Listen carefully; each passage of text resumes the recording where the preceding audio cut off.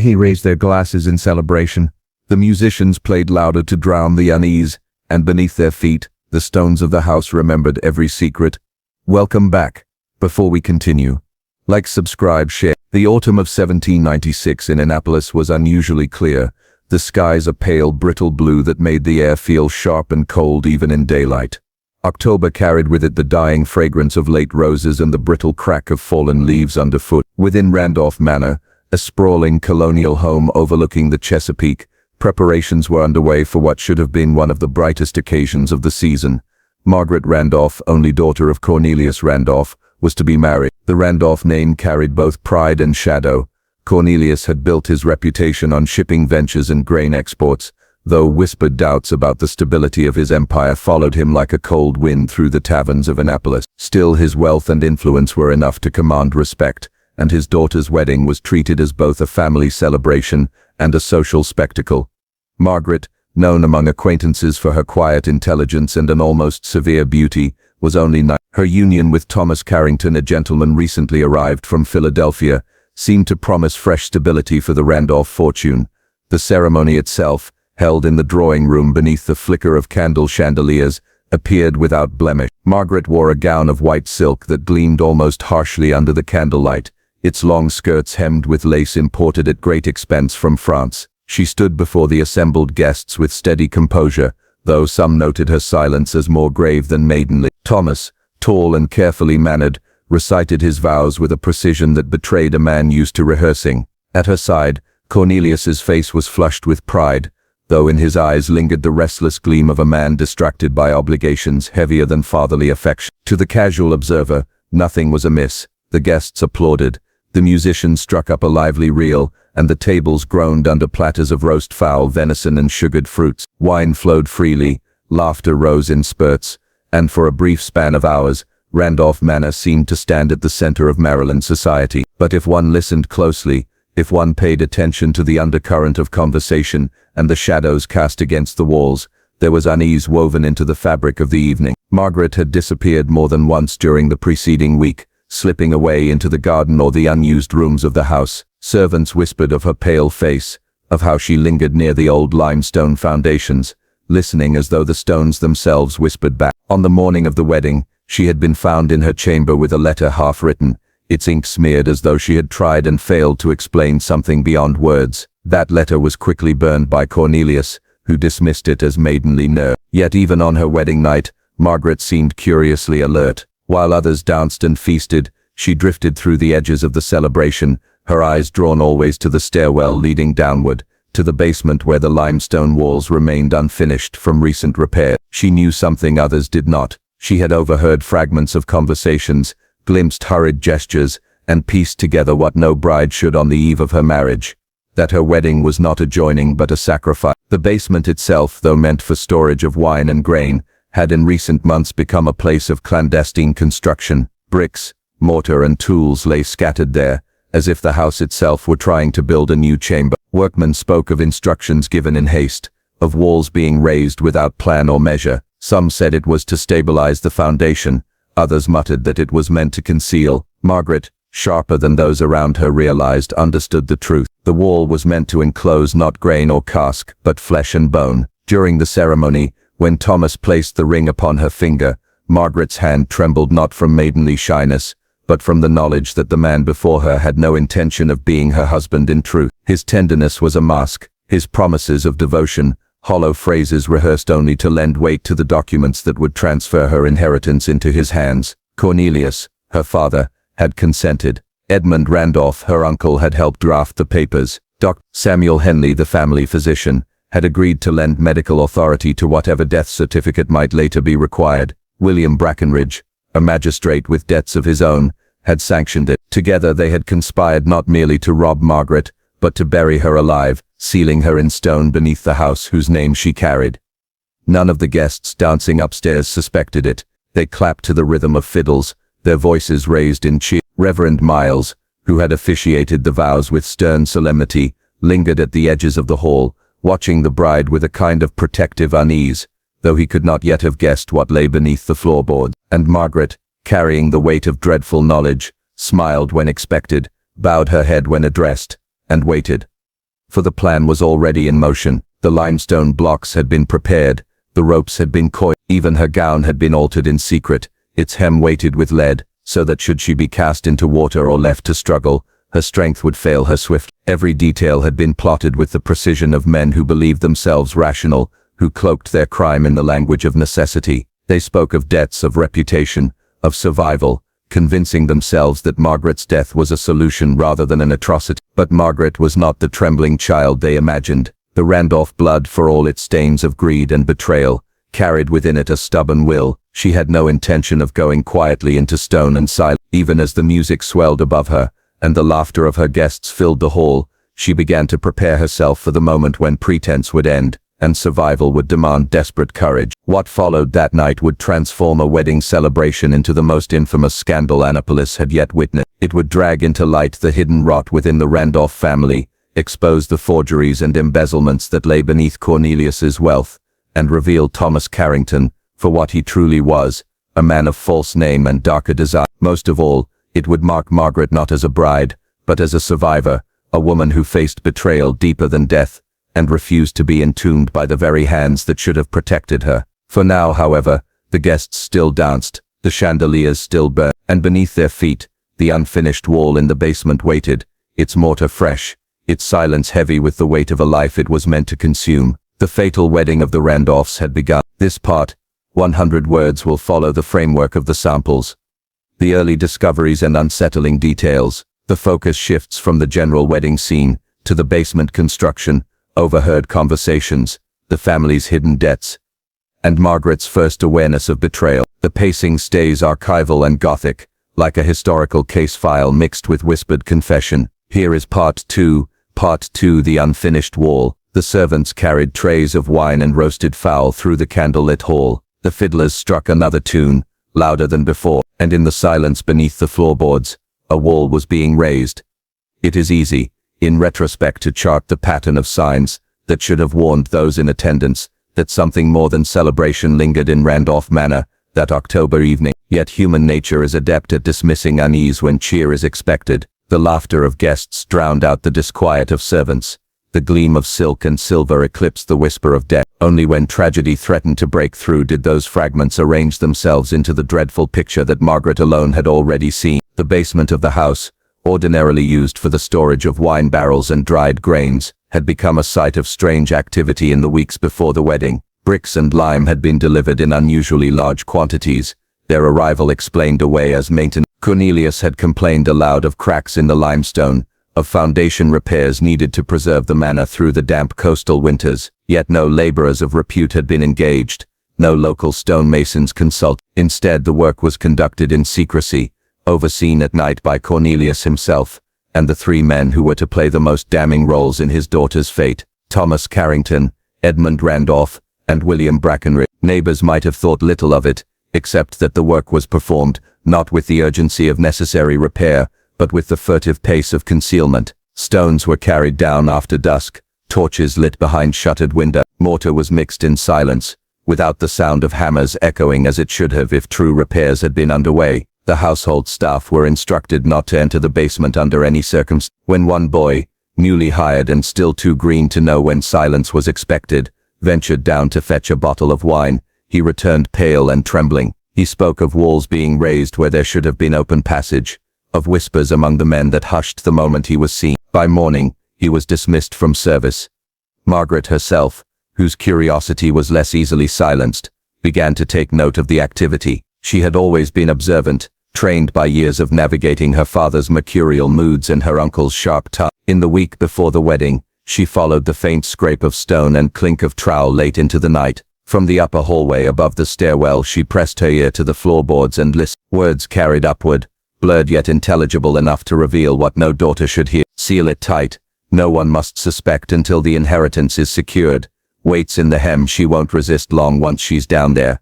The certificate will read fever, sudden and unpreventable.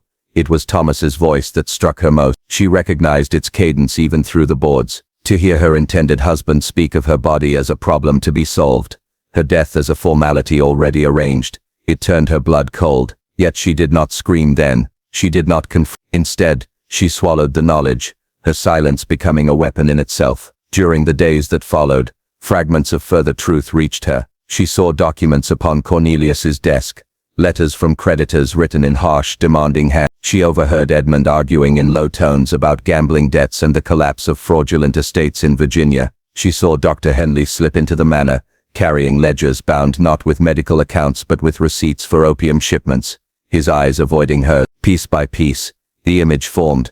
Her marriage was not salvation for the Randolph family, but the means of extinguishing its last unencumbered heir. To the guests gathered on October 13th, none of this was visible. They saw only the bride's pallor and assumed it maidenly modest. They observed Cornelius's flushed face, and took it for fatherly pride rather than drink and desperation. They noted Thomas's careful charm and mistook it for devotion rather than calculation. But the foundation of the house carried a heavier truth. The basement wall, half raised and thick with damp mortar, waited. Its purpose was simple and final. Once Margaret was lured or forced within, the last stones would be set, sealing her alive behind limestone and brick. The silence of the chamber would mask her screams, the thickness of stone ensuring that no guest above could hear. When at last her absence was noted, her death would already have been written into the papers. Dr. Henley would sign a certificate, Brackenridge would witness it, Cornelius would collect the inheritance, Thomas the name of husband. It was a plan built with the logic of desperation, the kind that convinces men they are merely doing what necessity demands. But desperation breeds carelessness, and Margaret, far from the docile figure they imagined, possessed both wit and the will to survive. She had seen the rope coiled near the kitchen stair, had noticed her gown's unnatural heaviness, had traced the mud on Thomas's shoes to the half-finished wall below. Every detail was meant to ensure her silence. Every detail became instead a piece of evidence that she carried in her memory like a blade. As night drew deeper, the household descended further into celebration. Musicians struck up reels, couples turned across the floor, and wine stained the lips of even the most respectable matrons. Yet in the basement, the air smelled of lime and damp stone, and the unfinished wall loomed like a second altar prepared for sacrifice. The servants, trained to silence, carried their trays with bowed heads, but their glances revealed unease. They knew, though none dared say aloud, that the Randolph wedding carried a shadow unlike any they had seen. Margaret, seated briefly at the table beside her new husband, lifted her glass when required, though she did not drink. Her eyes remained fixed upon the stairwell leading downward. She felt the weight of her gown pulling at her limbs, each step a reminder of the lead sewn into its head. Across the table, Thomas smiled, speaking to her in gentle tones heard only by those nearby. But beneath his words Margaret heard again the whispers through the floorboards, the plan spoken in darkness, the wall waiting for her body. By midnight, the moment of transition approached. Guests remarked upon the bride's absence when she excused herself. Some assumed she had retreated for air, others that she had gone to change her gown. Few thought more of it. Above them laughter continued. Below, the limestone dust shifted as hands prepared the final stage. The fatal wedding was not yet finished. The laughter of the ballroom above grew distant. The music, muffled by stone and plaster, beat like a dirge through the floorboards. And in the stairwell leading to the basement, the bride's footsteps echoed softly, each one carrying her closer to the wall built for her grave. The precise hour of Margaret Randolph's disappearance is disputed in surviving accounts, but the consensus of those present places it shortly after midnight. Several guests recalled that she had been seen leaving her place at table with a pale smile, and an unconvincing word about the closeness of the air. Others swore she had risen during the music, excusing herself in a whisper to her new husband. All agreed, however, that Thomas Carrington had followed her with unnerving haste, his absence noticed only once the set had ended. From that point, the narrative divides. Above, the wedding festivities continued in ignorance, sustained by drink and the stubborn cheer of society. Below, in the hidden vaults of the Randolph house, another ceremony unfolded, one as carefully staged as the one before the priest, but designed to end not in union, but in silence. The basement corridor was narrow and damp, the plaster crumbling in places, the air carrying the mineral tang of mortar newly mixed. Margaret, whether guided or coerced, descended the steps with her gown trailing behind her, its weighted hem dragging faintly against the stone. Candlelight flickered against the unfinished wall at the far end, illuminating the tools left in readiness, a trowel, a bucket of lime, the final row of bricks waiting to be set. Accounts diverge on whether she descended willingly, her suspicion concealed beneath composure, or whether Thomas pressed her on with the force of command. One version, preserved in the testimony of a dismissed servant girl years later, suggests that Margaret had already resolved to see for herself what her ears had heard, feigning compliance in order to witness the chamber with her own eye. Another, recorded by a visiting cousin, asserts that she was led down in protest, her whispered objections drowned by the distant Margaret, upon seeing them together, understood in full what her overheard fragments had only suggested. There was no accident of circumstance, no misunderstanding of intent. The wall had been raised for her, the tools prepared for her, the men gathered to witness her erasure. In that moment she ceased to be bride or daughter. She was quarry cornered in the vaults of her own house. Thomas spoke first, his voice strained though clothed in gentleness. He urged her to step forward, to trust that what was being done was for necessity, that she would not suffer long. His words, intended to soothe, carried instead the chill of betrayal sharpened by intimacy. To hear her husband speak of her silence as a duty made the horror more complete than the actions of strangers ever could. Margaret's reply is not preserved verbatim, but reports suggest she did not beg. Instead, she demanded explanation. She called her father by name, asking what honor remained in a man who would sell his child to save his debts. She turned upon Edmund, recalling the sermons he had once delivered on integrity. She confronted Thomas, whose oaths of devotion had only days before been spoken before the altar. Each word was a blade, but each fell upon men already armored in necessity. They heard her, but they did not stop. The plan advanced with cruel practicality. Henley set out his papers, the death certificate left half-written, requiring only the cause to be inscribed. Brackenridge arranged the bricks at hand. Cornelius gave the signal, and Thomas, whether from ambition or fear of his co-conspirators, placed his hand upon Margaret's shoulder and guided her toward the narrow space within the wall's unfinished frame. It was then, in those final moments of freedom, that Margaret resisted. Accounts agree that she turned sharply, pulling from her gown a pin of iron taken from her hair. With it she struck at the lantern, sending the flames sputtering into darkness. In the confusion she fled deeper into the basement, her white gown flashing briefly in the light of a falling candle before the shadows swallowed her. The pursuit that followed was brief but frantic. Servants, hearing the noise, later reported thuds upon the floor above, the echo of hurried feet below. Margaret darted through storage rooms, past barrels of wine and sacks of grain, her breath sharp in the stagnant air. The men followed, their lanterns casting wild arcs of light upon the stone. At last she stumbled near the unfinished wall, cornered by the very structure meant for her. It was there, in that dim chamber, that her struggle ended. The weighted gown betrayed her, pulling her down as she tried to rise. Thomas seized her arm. Edmund pressed her back. Cornelius pleaded with her, not as father to daughter, but as debtor to creditor. Bound by hands and by despair, she was forced into the cavity behind the wall. The final act proceeded with mechanical cruelty. Bricks were laid, mortar spread, the gap narrowed brick by brick until only a sliver of light reached her face. She cried out, whether in curse or prayer no record agrees. The last stone was set, the wall smoothed, and silence reclaimed the chamber. Above, the guests raised a toast, unaware that the bride they celebrated lay sealed beneath their feet. When Thomas rejoined them, he explained her absence with a calm too rehearsed to be questioned. He spoke of fatigue, of a bride overcome by the weight of the day. Henley, summoned later, announced her sudden illness. By dawn, a certificate of death lay signed, her body declared beyond the reach of mourners. Yet no body was shown, no coffin opened. The house bore its secret well for a time. What the conspirators did not foresee was that walls, though built to conceal, also preserved. The lime and stone that muted her cries would in years to come bear witness to their crime, whispering its story through cracks, drafts, and the unease that lingered in Randolph Manor long after the wedding feast had ended. The descent was complete, the wall stood finished, but the silence it contained would not endure forever. The celebration did not end when the bride vanished. The fiddles played on, the glasses clinked, and the guests, believing themselves honored witnesses to fortune, drank until the sun's first gray light crept along the horizon. Only afterward, when sober reflection demanded coherence, did they begin to question the night's disquiet. Thomas Carrington re-emerged from the basement with the composure of a man accustomed to artifice. He took his place at the high table, raised his goblet, and offered a toast to absent Margaret. His voice rang steady, his eyes untroubled, his smile rehearsed. He assured the company that his bride, overcome by exhaustion, had retired to her chamber. None pressed further, for few were inclined to spoil the pleasure of their cups, and fewer still would confront a Randolph son-in-law in his own house. Cornelius Randolph, seated nearby, contributed to the illusion with visible effort. His face bore the pallor of strain, but his words came measured.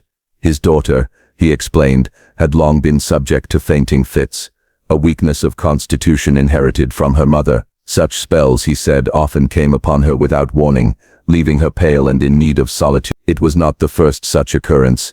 It would not be the last. With this assurance, he raised his glass, and the company, eager for cheer, followed. Yet the explanation, though sufficient in the moment, did not quell all unease. A handful of guests, women especially, whispered among themselves, recalling the bride's unnatural stillness at supper, the tautness of her smile, the glance of hesitation before she rose from her seat. One cousin remarked that Margaret had looked as though she had seen through the walls themselves, an observation silenced by a sharp look from Edmund Randolph, who overheard and quickly diverted the conversation. By dawn, Margaret's absence was officially declared an illness. Henley, summoned from his place at the edge of the feast, produced his quill and inscribed in neat strokes the record of her sudden decline. He spoke of a fever long brewing, now brought to crisis by the strain of the wedding. He spoke with the authority of a man whose words were seldom challenged, and though the timing was uncanny, most accepted his verdict. After all, was it not better to accept misfortune than to invite scandal? Still, the Randolph servants knew more than the guests. They had heard the muffled cries beneath the floor, faint as the wailing of wind in the chimney. They had felt the vibration of hurried steps on the stone below. They had seen Cornelius descend with his lantern and return with none. Yet silence was expected, and silence they gave. In that house, silence was safer than truth. Over the next days, Margaret's absence was cloaked in layers of ritual. Her chamber door was kept locked, a black ribbon tied to its handle as a symbol of mourning. The family announced that she had died peacefully in her sleep, spared further suffering by the mercy of Providence. The funeral, curiously swift, was conducted without a body in view, the coffin sealed before it was borne from the house. Mourners remarked on the strangeness, but few dared question. Annapolis society had long practiced the art of overlooking what it could not accept, yet the house itself seemed unwilling to comply. Servants reported odd disturbances in the nights following the wedding. From the lower rooms came drafts of chill air, though the hearts above burned strong. In the stillness before dawn, faint knocks echoed through the floorboards, irregular but insistent, as if someone sought release from within the wall. One maid swore she heard the sound of weeping carried up the stairwell, so faint it might have been mistaken for wind, save that it ceased the moment she approached the cellar door. Such reports, when repeated in whispers, reached the ears of guests who had lingered after the wedding. Some dismissed them as the fancies of servants.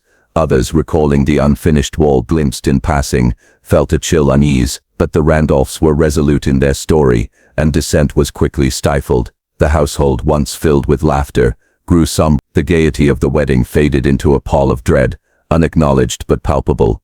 It was not only servants who harbored suspicion. Among the extended kin who had attended the feast, several began to remark privately on inconsistency. A cousin recalled Margaret's earlier complaints that her father had grown secretive, conducting strange meetings in the cellar. An aunt remembered her nervous glances during supper. A visiting merchant, less bound by family loyalty, later claimed to have heard muffled sounds beneath his feet while dancing. Each account, taken alone, might be dismissed. Together, they formed a chorus of unease, but to speak openly was dangerous.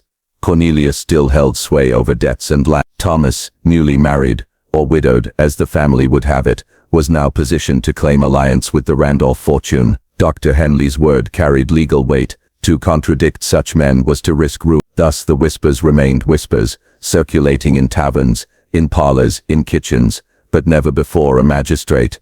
Meanwhile the sealed wall remained untouched, its surface smooth with lime, its secret secure. Yet those who passed through the basement felt the air turn colder. A dampness clung to the stones, as though the mortar itself sweated with unease. The lantern light dimmed strangely in that corridor, as if absorbed by the wall. Some swore that when they placed their ear against the stone, they felt not heard, but felt a faint vibration, steady as the rhythm of breath. Thomas himself avoided the cellar thereafter. He confined his days to the upper rooms, where sunlight could mask unease. At night, however, when the house grew silent, he was seen pacing the halls, his steps restless, his eyes hollow. More than once he was found at Margaret's chamber door, his hand upon the ribbon, as though he might yet undo what had been bound, but he never turned the key. He never descended the steps again.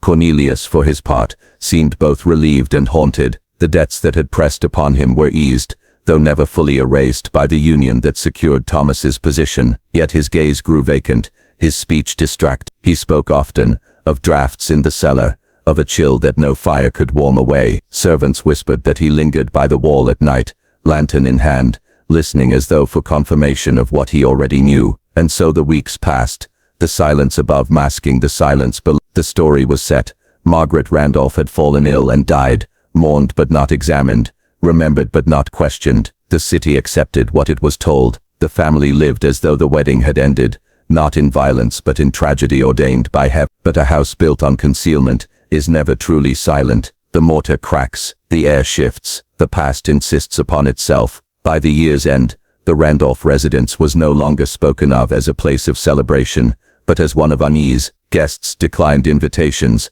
citing vague discomfort. Servants sought dismissal, and those who had attended the wedding carried with them a memory they could not reconcile, the sound of music above, and the faint suggestion of another sound below, forever unanswered. The silence was complete, yet within it something endured. The cellar was sealed, but paper could not be walled away. When men suppress a deed, they compensate with documents, certificates, accounts, and journals meant to overwrite truth with the ink of authority. And it is within these records, still brittle with age, that Margaret's silence speaks most clearly. The first and most significant record is Dr. Henley's medical memorandum of decline in the case of, preserved in the Annapolis archives until its removal in 1842.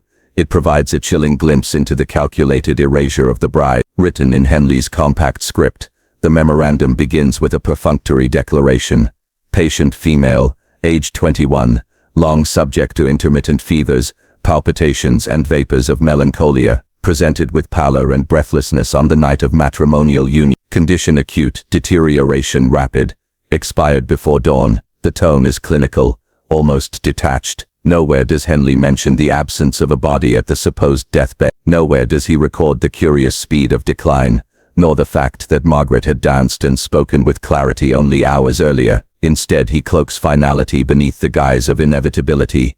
Her constitution weak, her humors disordered, her system predisposed to collapse under strain. Attached to this memorandum was a certificate of death signed by Cornelius Randolph and witnessed by Thomas Carrington. Its neatness contrasts grotesquely with the disorder beneath the floor. In Henley's hand, the lie became official, and in officialdom, it acquired the permanence that walls alone could not guarantee. But Henley was not content with mere certificates. In a private ledger discovered decades later among his effects, he elaborated further. There, amid lists of treatments and remedies, he recorded an entry dated the morning after the wedding.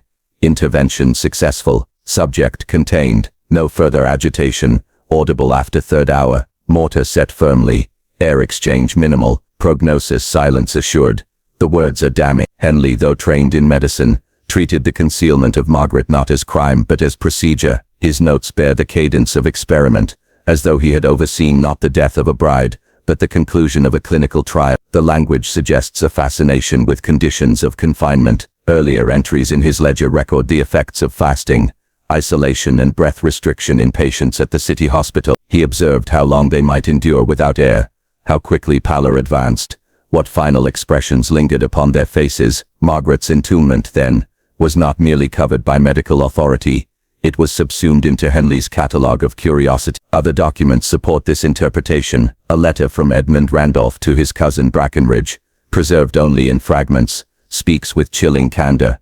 Dr. H. assures us that the Constitution is already weakened beyond resistance. The event, when it arrives, shall be registered as natural. It is but the sealing of a fate already written in her frame. Let none hesitate, for Providence and science alike confirm our necessity. Here the mask slips. Science invoked not to heal, but to sanctify the deed. Edmund's letter reframes the burial as fulfillment of nature's design. Margaret's death rendered inevitable by heredity and humors, rather than violence and betrayal. It is a grotesque inversion of reason, one that cloaks guilt beneath the language of inevitability. The pattern continued in the months following. Additional papers in Cornelius's hand record adjustments to the household accounts, reduced expenses for a daughter no longer in need of dresses, increased payments to Dr. Henley for attestations, sums delivered quietly to servants in exchange for their silence. Every line of arithmetic reinforced the falsehood, embedding it into the very ledgers that sustained the family's estate. Yet the very thoroughness of the records betrays unease. For every certificate signed, there exists a margin note, an anxious correction, a phrase struck through, a line rewritten. In the Randolph archive, the name Margaret appears again and again, crossed out and replaced with, as though abbreviation might soften the weight of her presence. Such alterations reveal a family not at peace with their story but trapped by it, compelled to repeat it, until it rang hollow even to themselves. What is most remarkable is the persistence of rumor despite such careful fabrication. Among Annapolis physicians, whispers circulated that Henley had engaged in practices outside the decorum of the profession. One rival accused him of meddling with the vital principle, a phrase suggesting experiments upon suffocation or premature burial. No charges were brought, but the shadow lingered. By 1799, Henley had relocated to Baltimore, his reputation in Annapolis tarnished though never openly condemned. Meanwhile, the Randolph house bore the weight of silence uneasily. Servants continued to report disturbances in the cellar, drafts where none should be, a faint odor of lime and damp cloth, sounds at night that could not be traced. Henley himself, in his private ledger, admitted to revisiting the wall weeks later. Structure and no odor of decay perceptible, silence maintained, yet sensation upon entering the chamber of a heaviness in the lungs, as if air there remembers. Such words, though clinical, By the turn of the century, the story had bifurcated. The official record spoke of illness, weakness, inevitable decline. But the unofficial record, the ledger, the letters, the whispers, spoke of entombment, of science perverted, of a bride transformed into a subject of study. Both narratives coexisted, one public, one hidden, each reinforcing the other in paradoxical dependence. To the city, the Randolphs remained a family touched by tragedy, but resilient. To those who listened at doors or lingered near the cellar, they were accomplices to an atrocity rationalized by ink. The dissonance grew, and with it the aura of dread surrounding the house. For the student of history, the case of Margaret Randolph reveals more than a crime. It illustrates how families, physicians, and entire communities may collaborate in silence, how the authority of science can be wielded to bury not only bodies but truths. The very neatness of the documents becomes their most damning feature. The cellar walls still stood, its mortar hardened, its secret intact. But the papers, scattered across ledgers and letters, betrayed what the stones concealed. They did not intend confession, yet confession is precisely what they achieved. In the end, the records outlived the men who wrote them. Cornelius died in 1802, Thomas 2 years later, Edmund by 1809, Henley in 1850. Each carried the silence to his grave, but the papers remained, passing from drawer to drawer, archive to archive, until their whispers reached beyond the walls that first contained them. Margaret's voice had been silenced in the cellar, but in ink she endured. It is one thing to kill, and another to measure the act. The former is crime, the latter becomes inquiry, and in that terrible transition, the story of Margaret Randolph entered a new register, no longer only a plot of inheritance, but a grim case study that certain men treated as a scientific opportunity. Dr. Henley's surviving ledgers, already touched upon, grow darker the deeper one reads. Early pages are filled with notations on fevers, pregnancies, and feeble lungs, but after October 1796, the character of his entries changes. They speak less of treatment and more of conditions, air density, moisture, resistance of tissue to deprivation. It is as if the sealing of Margaret ignited in him an appetite for observation unhindered by morality. One entry, dated November 10, is particularly chilling. It is evident that constitution determines endurance. Females of delicate frame expire sooner, though often with less convulsion. The Randolph specimen, though constitutionally pale and prone to vapors, resisted longer than anticipated. Her youth afforded greater tenacity than her frailty suggested. Thus heredity is not sole determinant. Air and temperament must both be considered. Here Henley reduces a young woman, once a bride, to the Randolph specimen. No mention of her voice, her terror, her humanity, only the cold calculus of endurance. The fact that he timed her survival, even estimated it against expectations, suggests he had either listened during her entombment or reconstructed it in thought with scientific relish. Later entries venture into even more disturbing theories. He began recording the surnames of families in Annapolis and beyond, marking which lines showed weak constitutions and which demonstrated vigor. The Randolph name received special emphasis. He noted that Cornelius's sister had succumbed to a wasting illness at 23, and that Margaret's mother had died consumptive, with hollow chest. From this he built a theory: the Randolph blood carries within it a predisposition to dissolution. It is a line prone to collapse, however wealth may obscure the fact. Their commerce is vigorous, their lungs are not. Their fortune is inherited, their bodies less so. Thus Margaret's entombment, rather than contradicting the family's strength, became to Hendley proof of its weakness. He could point to her confinement, not as a crime, but as an inevitable conclusion of heredity. Even had she not been sealed, he wrote, her constitution would have delivered her to the same grave in due course. This is the sinister power of pseudo-science. It absolves deed by transforming it into destiny. Margaret was not murdered, Hendley claimed. She merely died sooner of what her blood had always promised. But Hendley was not alone in this rationalization. In Edmund Randolph's surviving correspondence, there appears a letter to a Richmond attorney, never sent, which frames the same event in legalistic terms. If our cousin Margaret is to be considered deceased, the matter must be grounded not in rumor, but in hereditary fact. Weakness of constitution is a legitimate defense against accusations of undue interference. If the line is frail, then providence is co-author with circumstance. What some call misfortune may well be the natural economy of blood. Such language reveals how readily family and physician colluded in erasing guilt. The cellar became less a crime scene than a laboratory, less a tomb than a crucible of theory. There are accounts harder to verify that Hendley attempted further experiments inspired by Margaret's fate. One servant later claimed that animals were lowered into the cellar chamber after it had been resealed.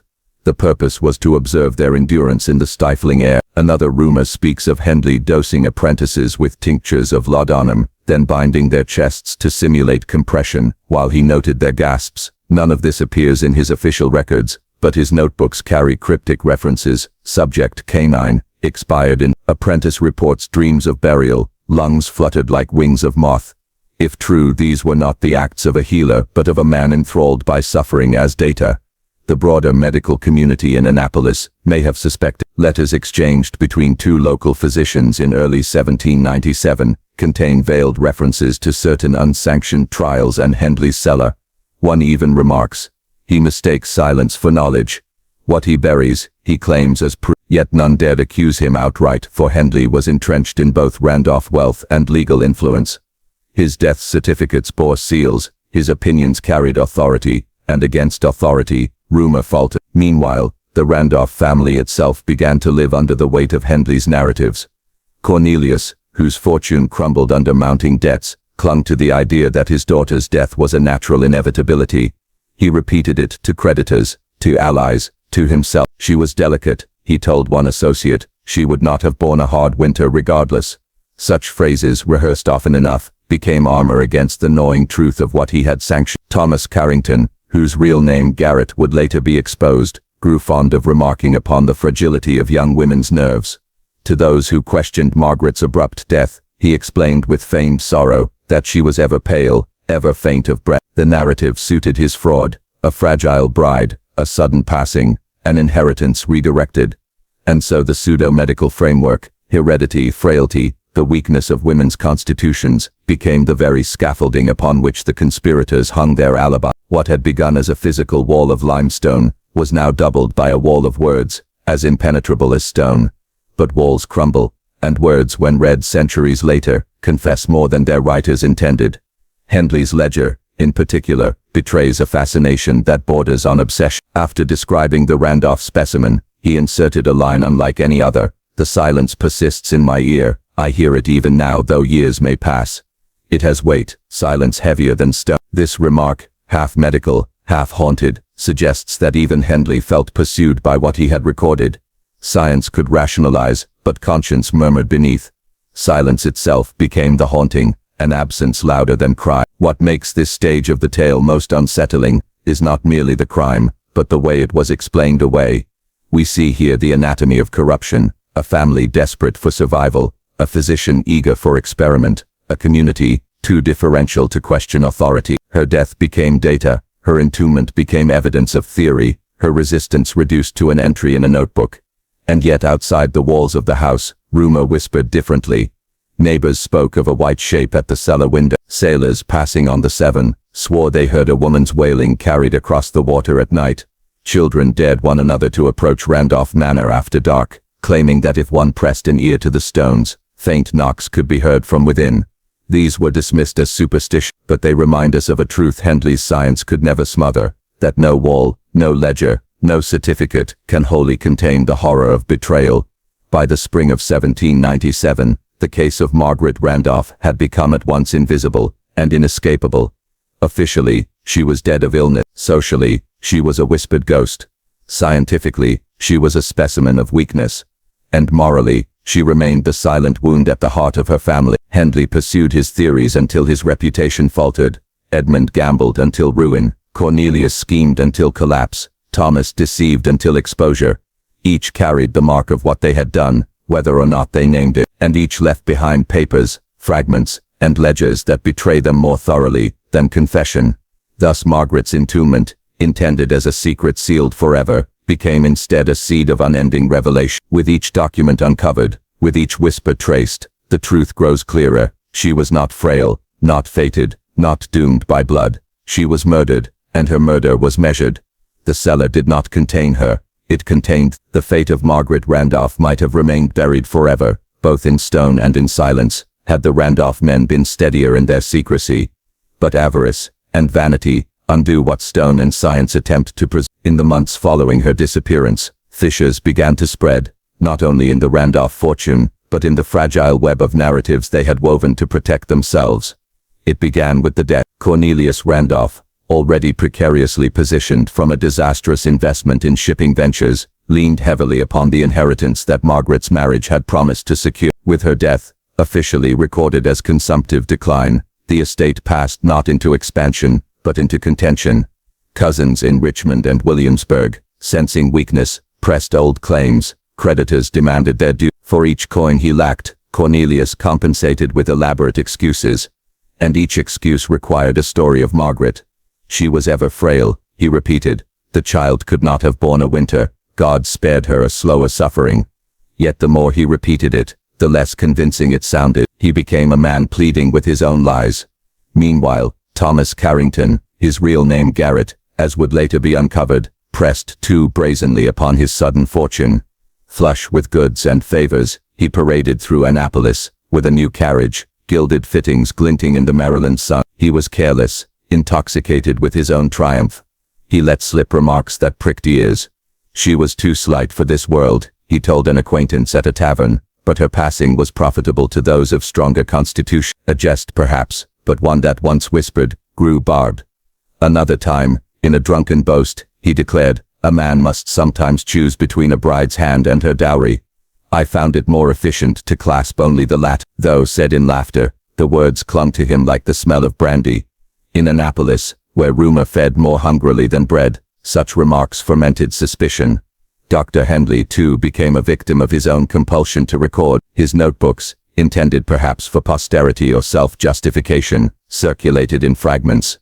Apprentices, disgruntled and underpaid, whispered of their master's obsession. One, dismissed in early 1797, claimed Hendley had spoken of the Randolph specimen, with a gleam in his eye, as though the girl's death had been not tragedy, but Another apprentice, who later fled to Baltimore, carried with him a torn page, later discovered among his belongings after his death, that contained only the words, specimen expired in silence.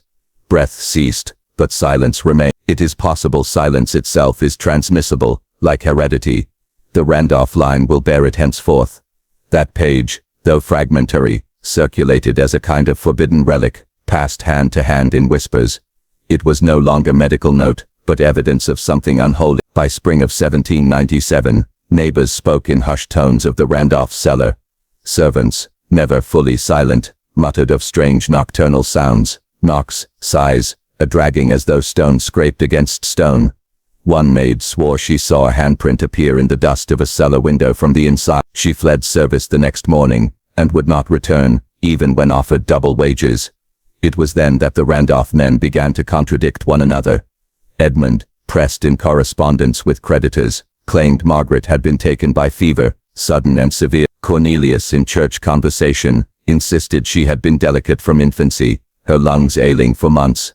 Garrett, still under the Carrington guise, told yet another version. She died in her sleep, peaceful as a saint. These versions could not be reconciled, and when three stories diverge, listeners begin to suspect there may be a fourth, the one unspoken. Documents unearthed in the Maryland State Archives reveal that by late 1797, a quiet inquiry was underway. An official in Annapolis, unnamed in the surviving notes, began collecting testimonies regarding irregularities in the Randolph estate. Though couched in financial terms, several witnesses were asked about Margaret direct. One merchant noted that he had delivered bolts of cloth for a trousseau, but the bride was never seen again thereafter. Another remarked, no funeral service was called, nor burial plot marked. Such absences were as loud as any crime. The inquiry never became formal trial. Randolph wealth and influence saw to that, but the records show hesitation, doubt, unease. Where once Margaret was spoken of as frail, she was now spoken of as missing. Henley, defensive, began lecturing more publicly on the constitutional weakness of certain lines. In one address to the Annapolis Philosophical Society, he cited the Randolphs explicitly, claiming their blood demonstrates consumptive tendencies and melancholic frailty. He spoke with such authority that many nodded, though uneasily.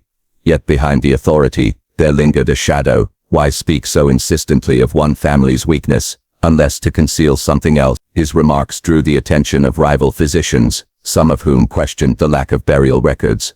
One wrote in a private letter, Henley would render all disease a matter of inheritance, thereby excusing all but what of circumstance when a bride vanishes and only silence answers? Can blood alone be blamed when no grave is shown? These doubts spread like mold, quiet, unseen, but corrosive. Within the Randolph household, paranoia mounted. Servants whispered of Cornelius pacing the halls at night, muttering as though to unseen company.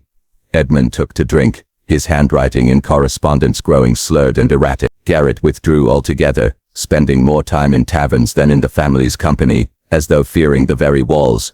Their scheme had sought to bury not only a bride, but an inheritance, a witness, a voice. Yet in doing so they created a void that spoke louder than presence. Each debt, each contradiction, each torn page of Henley's notes was another crack in the facade. The cellar door remained sealed, but the story did not. By the winter of 1798, Annapolis had grown weary of Randolph's secrecy. The name, once synonymous with commerce and political influence, now carried the rancid odor of scandal. Families whispered behind lace fans, apprentices muttered in taverns, and servants murmured in kitchens that something unnatural lingered in the Randolph house. What had once been whispered doubts now grew into a chorus, low, insistent, unstoppable. At the center of this chorus was the cellar. For every wall they reinforced, rumor loosened another brick. For every alibi they rehearsed, silence grew louder. The townspeople could not see Margaret, but they felt her absence like a wound that refused to close. The neighbors' testimonies. Several accounts survive from those who lived adjacent to the Randolph property. One widow, Sarah Lathrop, testified years later that on 3 consecutive nights in February 1798, she heard a hollow knocking, like a fist upon wood, but from beneath the ground. She swore it came from the Randolph wing. Another neighbor described a smell of wet limestone and something sickly sweet drifting into her garden whenever the cellar window was opened. The odor clung to her clothes, forcing her to burn a shawl she had worn that evening. Children dared each other to press their ears to the foundation stones. One boy reported hearing a woman's voice singing, but with no words, only long moans. He never returned to the house and, according to family records, suffered night terrors for years after. Fractures within the family. The Randolph men, cornered by whispers, began to turn on one another. Cornelius, desperate to preserve what little fortune remained, accused Edmund of speaking too loosely in drink. Edmund, defensive and embittered, retorted that Cornelius's creditors were the true threat. Your debts invite questions more loudly than my tongue. Garrett, still playing the part of Thomas Carrington, urged them both to remain silent, but his own arrogance betrayed him. He flaunted his sudden wealth with such abandon that every eye fixed upon him as the villain of Margaret's disappearance. One letter, preserved in the Maryland archives, shows Cornelius writing in panic to a cousin. The burden grows too great. Our unity fails us. Each day I fear that wall will not hold, that it will yield, or that Edmund will in some drunken moment tell what it conceals. I confess in dark hours that I would sooner the house collapse than these whispers reach the courts. Such words reveal how dread had shifted from fear of discovery by others to fear of collapse from within. The physician's undoing. Dr. Henley too felt the tightening noose. His lectures on hereditary frailty, once received with deference, now drew uneasy silence. Younger physicians, emboldened, began to question his fixation. Why always the Randolphs? One asked after a meeting of the Philosophical Society. Why speak so insistently of their weakness, unless to convince us of something unsaid? Henley retreated to his ledger, but his notes betray a mind unraveling. He wrote of silence not merely as absence, but as contagion. It spreads from one to another. A patient silent in illness begets silence in witness. The family speaks not. The town doubts. The silence grows. This is no longer case study, but epidemic. One page, blurred as if written with a trembling hand, records a dream. I dreamed the specimen spoke beneath the stone. Not words but a breath drawn long. It entered me. When I woke, I found myself gasping though air was plentiful. If the dead breathe, they breathe through us. This, from a physician, is not medicine but confession. The first public confrontation, the breaking point, came in March of 1798, at a gathering in Annapolis, where Cornelius attempted to host a dinner for creditors to display stability. The wine was strong, the talk brittle. A merchant's wife, emboldened by drink, asked plainly, "Where lies your daughter Margaret? We have heard of her illness, but no grave bears her name." The room froze. Cornelius stammered, muttered of frailty, consumption, providence. Edmund spilled his glass. Garrett laughed too loudly, declaring, "Some flowers are too delicate to survive the soil." The remark, recorded in 3 separate letters written that week, was the seed of full suspicion. Guests left early. The next morning, servants found chalk marks upon the Randolph gate, a circle with a cross through it, the local sign for a house cursed. The cellar disturbed. That spring, storms lashed Annapolis, rain swelled the ground, and the Randolph cellar flooded. Servants sent to bail the water reported seeing stones shift along the sealed wall. One swore she saw a scrap of fabric emerge between cracks before it dissolved in the flood. Another claimed the water itself carried a faint sobbing sound. Rather than dismantle the wall, Cornelius ordered new mortar applied, thicker than before. Witnesses recalled the work was done at night, with torches, as though to conceal it from neighbors, but concealment failed, for secrecy only confirmed what rumor already declared. The whisper in the town. By mid-1798, Margaret's name was no longer spoken with pity, but with fear. Children sang a cruel rhyme. Margaret knocks and Margaret cries. Randolph answers only lies. Stone is heavy. Air is thin. Pray the bride stays locked within. Even sailors on the Severn spoke of a white figure seen at night on the Randolph shore, veiled and beckoning. Some refused to dock there, claiming bad luck followed any vessel that accepted Randolph goods. What had begun as a hidden crime was now communal haunting. The scale revealed. It is here, at the cusp of the century, that the true scale of the Randolph crime emerges, not merely the silencing of one bride, but the corruption of an entire family, the co-option of medicine into alibi, the distortion of science into superstition. Margaret's entombment did not end with her death. It infected every ledger, every account, every whispered song.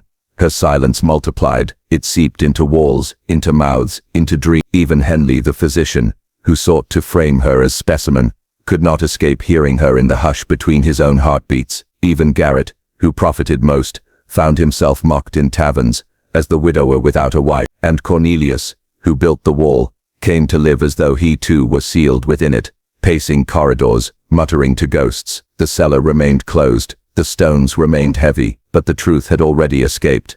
Margaret was not gone. She was present everywhere, in suspicion, in superstition, in the uneasy breath of every guest who stepped over the Randolph threshold. The wall held her body.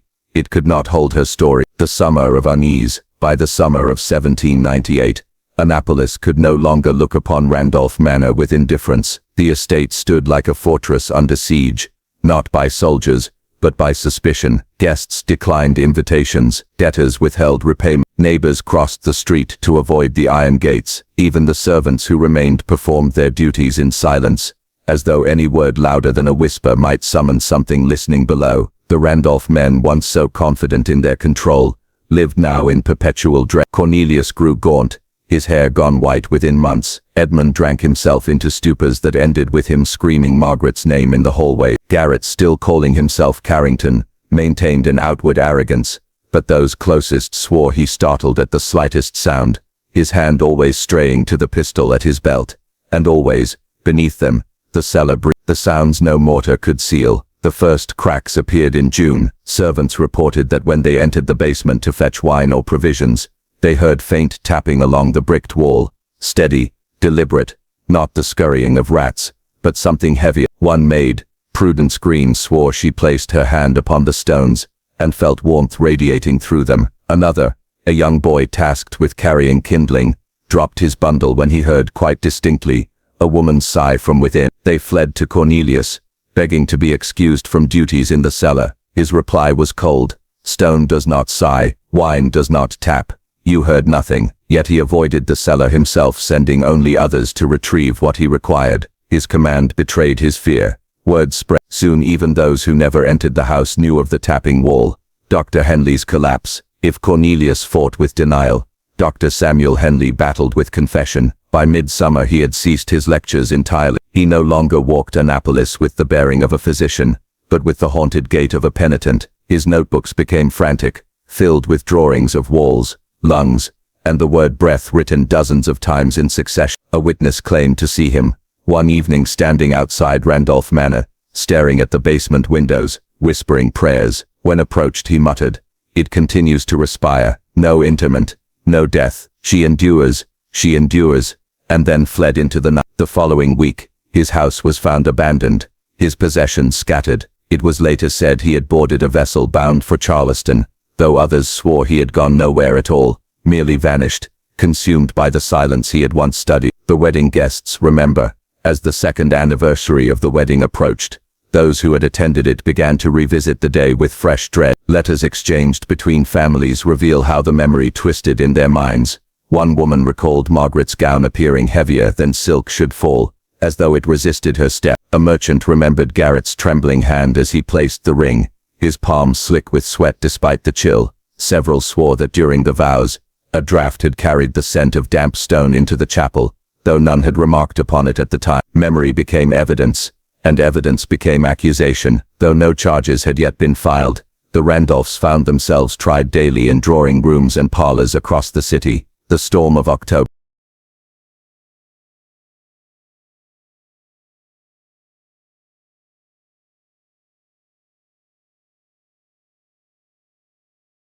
The climax came with the great storm of October 1798.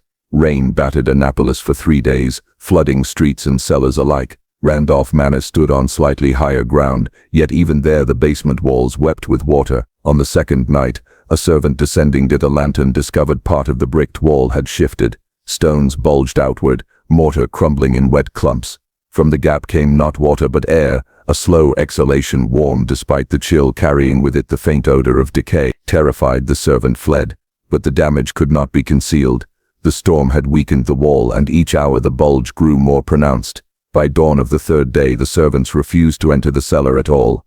Cornelius ordered repairs, but the masons he summoned declined. One, upon hearing the request, spat and said, "I do not lay stone for the dead who will not lie still." Another crossed himself and left without a word. The breaking point. On October 13th, the precise anniversary of the fatal wedding, the wall gave way. It happened in the hour before dawn. A thunderclap shook the manor, and with it came a grinding crash from the cellar. Servants rushed to the stairwell but halted at the top, unwilling to descend. The smell alone kept them back. Damp limestone mingled with something sweet and rotting. Cornelius himself went down with a candle, Garrett and Edmund at his side. Their voices carried upward, urgent, panicked.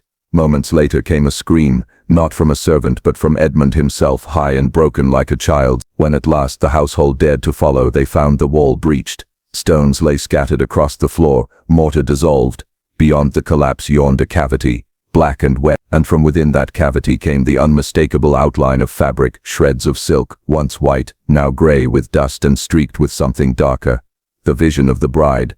No full body was found, not in any recognizable form, yet those present swore they saw her. Some claimed it was only a trick of the lantern light, others that terror conjured her from shadows. But the testimonies agree. A shape rose among the rubble, faint and pale. The veil clung as though damp, obscuring a hollow face. A hand, skeletal yet unmistakably human, lifted for a moment, then fell back into the stones. The sight broke what courage the Randolph men possessed. Edmund fainted outright. Garrett fled the house, pistol drawn, firing wildly into the storm as though pursued. Cornelius fell to his knees before the broken wall, clutching the tattered silk and crying Margaret's name until his voice failed. The servants, trembling, carried news into town. By noon, half of Annapolis knew that the Randolph cellar had opened, and the bride within had shown her the judgment of the town. That evening Reverend Miles returned, the same clergyman who had once spoken the wedding vows. This time he carried no Bible but a hammer, and with townsfolk at his side he declared the cellar sealed not by men but by God's justice. The remains of the bride, what little could be gathered, were placed in a coffin and borne to the churchyard under torchlight.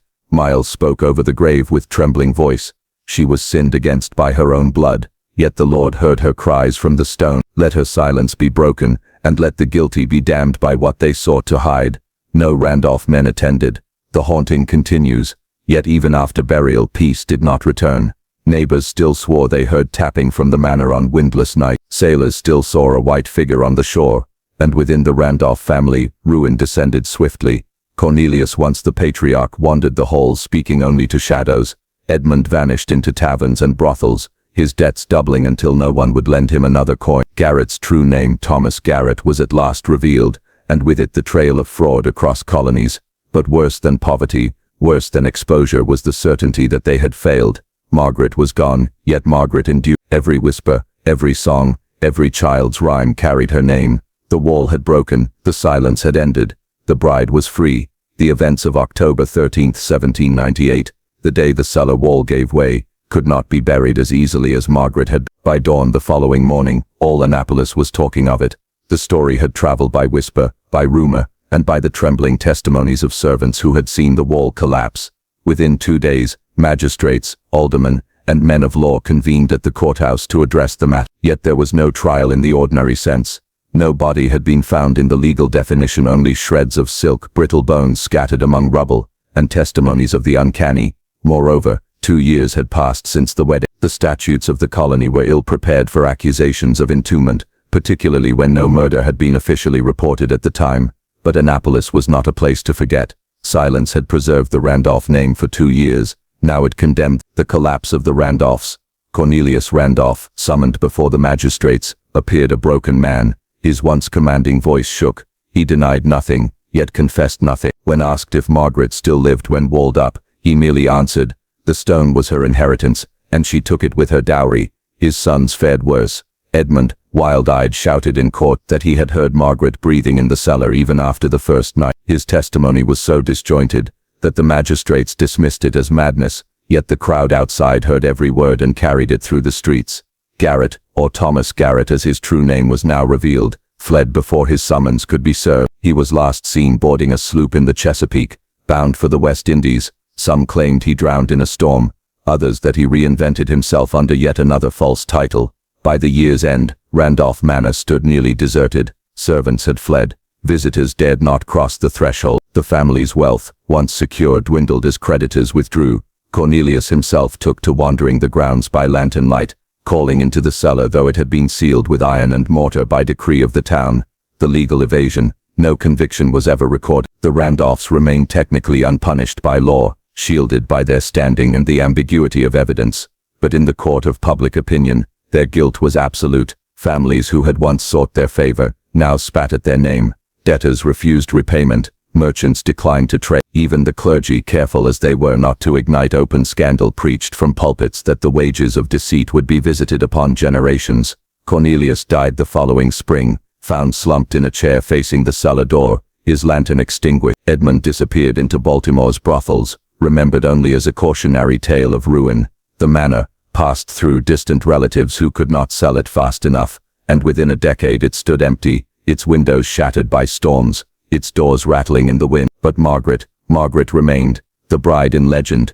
Her story traveled faster than the law could bind it. Children in Annapolis whispered of the bride in the wall. Sailors carried the tale down the Chesapeake, weaving it into songs sung in taverns from Norfolk to Philadelphia. By the early 1800s, the figure of a woman in a gray gown, face veiled, had become a fixture of Maryland folklore. The details shifted with each retelling. Some said she had cursed her father with her final breath, and that his lantern had gone out as proof. Others swore she still tapped from inside the stones, calling for release. Still others believed she rose from the churchyard at night, her veil trailing soil, to stand at the manor gates. By 1820 the story had crossed the Atlantic. An English periodical printed an account titled The Sealed Bride of Maryland, framing it as a colonial morality play of greed and betrayal. In New England, Itinerant preachers cited Margaret's fate as a warning to daughters forced into marriages of convenience, and in Annapolis itself, mothers invoked her name to dissuade their children from deceit. Remember the bride in the wall, and let no lie be laid in stone. The Song of the Bride. Perhaps the most chilling survival was the song. Servants had first heard it as a half-whispered lullaby said to echo faintly in the halls after the storm. Children turned it into a rhyme, simple and cruel. Tread not near the cellar door, for the bride who knocks once, then more. She wears the silk that turned to stone. She calls the house but walks alone. By 1835 the rhyme had entered printed collections of American ballads. Its origins were credited to the tragedy of the Randolph wedding, and thus Margaret's suffering passed from memory into culture. The house that would not sleep. Long after the Randolph name was forgotten, Randolph Manor endured as ruin. Travelers wrote of strange noises there, tapping in the cellar, faint singing when the night was windless. In 1847, a visitor from Baltimore claimed he saw a woman in white moving along the shoreline, though no prints marked the sand behind her. The manor was finally demolished in 1861, its bricks scavenged for other buildings, yet stories persisted that some of the stones carried misfortune, that houses built from them echoed with sighs in the night. Even when nothing of the original walls remained, Annapolis children still crossed the street to avoid the ground where the manor had stood. The bride as warning. Margaret's tale, unlike so many colonial tragedies, was not simply of death, but of silencing. She became a symbol of what could not be hidden, of voices walled up by family, by wealth, by deceit, yet breaking free in time. To some she was a specter of vengeance, to others a martyr of truth.